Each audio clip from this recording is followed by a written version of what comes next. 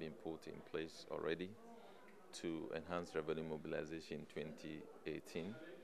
If your revenue shortfall are pronounced, it has effect on debt management because you may be forced to fill the gap with more debt, and you, at the same time, you have repayment expectation of past debt.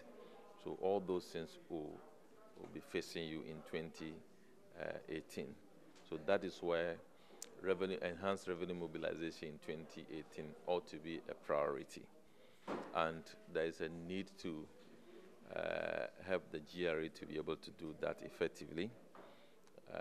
There are a lot of lock-up tax revenue in the form of tax liability, or what we call tax debt.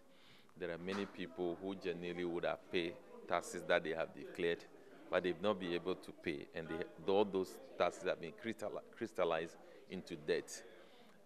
So those debts ought to be collected, and I believe very limited effort is being put in place to collect those tax debts, because the point is that for VAT you have about 45 days to pay, okay, and after 45 days it becomes a tax liability. It becomes a liability that the people ought to pay, but it's as if we don't pay much attention to some of these things.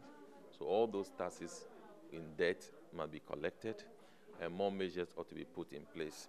The 3% tax is not being managed well.